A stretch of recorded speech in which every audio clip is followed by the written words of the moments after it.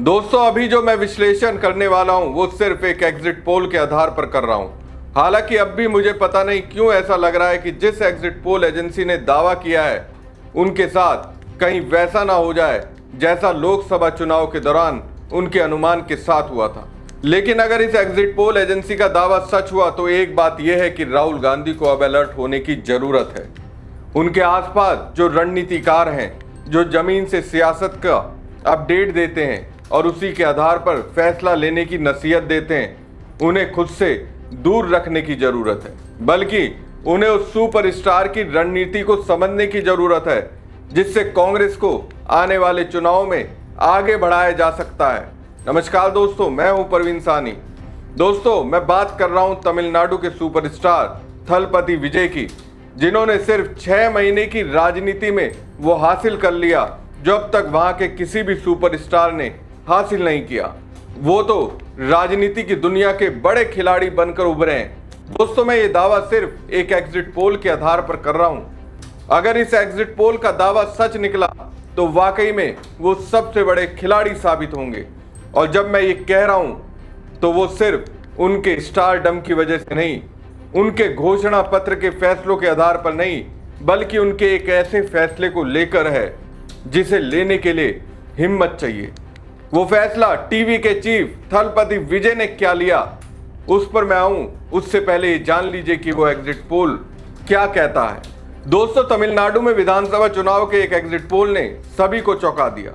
Polling agency axis माई India ने भविष्यवाणी की है कि अभिनेता से नेता बने विजय की नई पार्टी टीवी के शानदार शुरुआत करते हुए सबसे आगे निकल सकती है। एग्जिट पोल के अनुसार 234 सदस्यों वाली तमिलनाडु विधानसभा में टीवी के को 98 से 120 सीटें मिलने का अनुमान है। यह आंकड़ा सत्तारूढ़ डीएम के गठबंधन से भी कुछ ज्यादा है। एक्सिस माई इंडिया के सर्वे ने टीवी के कुछ सबसे बड़ी पार्टी बनने का आसार बताए हैं। इस एग्जिट पोल के अनुसार डीएम के गठबंधन को 92 से 110, टीवी के को 98 से 120 और एआईए डीएम के गठबंधन को 22 से 32 सीटें मिल सकती हैं। एक्सिस माई इंडिया एग्जिट पोल में विजय की टीवी के सबसे आगे है। एक्सिस माई इंडिया के मुताबिक टीवी के और डीएम के दोनों का वोट शेयर लगभग 35% है। वहीं एआईए डीएमके वाला एनडीए गठबंधन काफी पीछे है। अब इस सर्वे एजेंसी का एग्जिट पोल कहता है टीवीके को सबसे ज्यादा समर्थन युवाओं से मिला है। 18 से 19 साल की पहली बार वोट देने वाले युवाओं में 68% ने टीवीके को वोट दिया। 20 से 29 साल के युवाओं में 59% का समर्थन, 30 से 39 साल के लोगों में 45% समर्थन। छात्र, बेरोजगार युवा और शहरी मतदाता खास तौर पर टीवीके की ओर झुकाव दिख रहा है। वोट देने वाले करीब 35% लोगों ने कहा कि वो बदलाव चाहते थे। टीवीके को वोट देने वालों में यह आंकड़ा 77% तक पहुंच गया। कई लोगों ने साफ कहा कि वो विजय की वजह से ही इस पार्टी को वोट दे रहे हैं। टीवीके ने सिर्फ एक जाति या समुदाय तक खुद को सीमित नहीं रखा। ओबीसी, एससी, अल्पसंख्यक, शहर और गांव, हर जगह पार्टी ने अच्छी पैठ बनाई। हालांकि शहरी इलाकों में टीवीके का प्रदर्शन सबसे मजबूत दिख रहा है, लेकिन ग्रामीण क्षेत्रों में भी पार्टी की पहुंच बढ़ रही है। यही नहीं, एक्सिस माई इंडिया के इस सर्वे में मुख्यमंत्री की रेस में भी थलपति विजय आगे रहे। एजेंसी ने सवाल किया, मुख्यमंत्री पद के लिए सबसे पसंद वाला नेता कौन है? तो इसमें जवाब आया विजय 37%, एमके स्टैलिन 35%। वैसे तमिलनाडु में अधिकतर एग्जिट पोल में डीएमके के नेतृत्व वाला गठबंधन सरकार बरकरार रखता दिख रहा है। मैट्राइस के एग्जिट पोल के अनुसार डीएमके के नेतृत्व वाला गठबंधन को 122 से 132 सीटें मिल सकती हैं, जबकि एआईए डीएमके वाले गठबंधन को 87 से 110 सीटें मिलने के आसार हैं। टीवीके को 10 से 12 सीटें मिलने की संभावना है, अन्य को 0 से 6 सीटें मिल सकती हैं। कांग्रेस डीएमके के साथ गठबंधन में है, जबकि बीजेपी एआईए डीएमके के साथ गठबंधन में है। पीपल प्लस एग्जिट पोल के अनुसार डीएमके गठबंधन को 125 से 145 सीटें मिल सकती हैं। AIA-DMK गठबंधन को 65 से 80, TVK को 18 से 24 और अन्य को 2 से 6 सीटें मिल सकती हैं। यदि वोट प्रतिशत की बात करें तो पीपल प्लस के एग्जिट पोल के अनुसार DMK गठबंधन को 38.4%, AIA-DMK गठबंधन को 31.5%, TVK को 23.6% और अन्य को 6.5% वोट मिल सकते हैं। चाणक्य के एग्जिट पोल के अनुसार DMK वाले गठबंधन को 145 से 160 सीटें मिल सकती हैं, जबकि AIA-DMK वाले गठबंधन को 50 से 65 सीटें मिलने के आसार हैं। अन्य को 18 से 26 सीटें मिल सकती हैं। अगर एक्सिस माई इंडिया का यह एग्जिट पोल सही साबित होता है तो तमिलनाडु की राजनीति पूरी तरह बदल सकती है। दो दलों DMK और AIA-DMK की पुरानी पकड़ टूट सकती है और TVK तीसरा बड़ा खेमा बनकर उभर सकता है।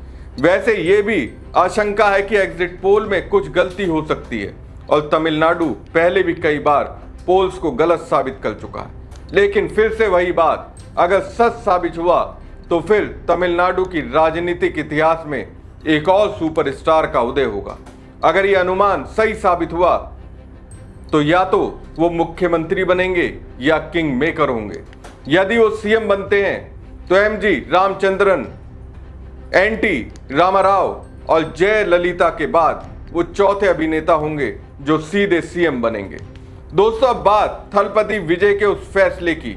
मुझे लगता है कि इस फैसले का असर हुआ है कि तमिलनाडु के लोगों ने पूरी तरह से थलपति विजय पर विश्वास जता दिया। अगर जरा भी उस फैसले को लेने में थलपति विजय इफ एंड बट करते तो ऐसी स्थिति नहीं बनती। दोस्तों, विजय का वो फैसला था बीजेपी से गठबंधन नहीं करने का।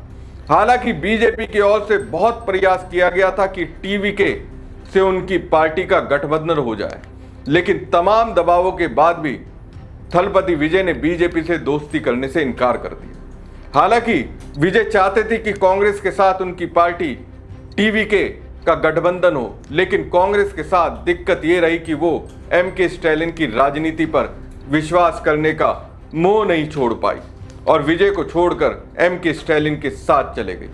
अगर कांग्रेस तमिलनाडु की राजनीतिक जमीन का सही तरह से विश्लेषण करती तो वो समझ जाती कि MK स्टैलिन के खिलाफ घोर एंटी इनकम्बेंसी है। जनता एक ऐसे नेता की तलाश कर रही है जो स्टैलिन का विकल्प हो। दोस्तों, कुल मिलाकर कहानी सीधी है, लेकिन सियासत में सीधी चीजें ही सबसे मुश्किल होती हैं। तमिलनाडु की राजनीति में इस वक्त एक नया मोड़ आता दिख रहा है। एक तरफ है थलपति विजय, जिन्होंने बहुत कम समय में अपनी अलग पहचान बनाने की कोशिश की है, और दूसरी तरफ है MK स्टैलिन, जिनकी पकड़ अभी भी मजबूत मानी जाती है, लेकिन एंटी इनकम्बेंसी का दबाव भी साफ दिखाई दे रहा है। अब सवाल यह है कि इस पूरी तस्वीर में राहुल गांधी कहां खड़े हैं? क्या कांग्रेस ने कहीं दाव खेला या फिर एक बड़े मौके को अपने हाथ से जाने दिया? क्योंकि अगर जमीनी हकीकत बदल रही है और आप उसी पुराने समीकरण पर टिके रहते हैं तो सियासत आपको माफ नहीं करती। और यहाँ एक और अहम किरदार है अमित शाह। बीजेपी लगातार कोशिश में है कि दक्षिण भारत में अपनी पकड़ मजबूत करे, लेकिन तमिलनाडु की जमीन अभी भी उनके लिए आसान नहीं है। ऐसे में अगर थलपति विजय जैसे चेहरे बीजेपी से दूरी बनाकर रखते हैं तो ये भी अपने आप में एक बड़ा मैसेज है। तो दोस्तों, आने वाले समय में असली मुकाबला सिर्फ पार्टियों के बीच नहीं बल्कि रणनीतियों के बीच होगा। कौन जमीन को बेहतर समझता है, कौन सही वक्त पर सही फैसला लेता है। फिलहाल नजरें टिकी रहेंगी थलपति विजय की अगली चाल पर।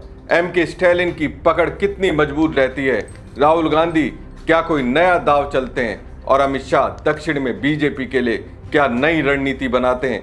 क्योंकि तमिलनाडु की ये सियासत अब सिर्फ एक राज्य की कहानी नहीं रह गई है, ये राष्ट्रीय राजनीति की दिशा भी तय कर सकती है।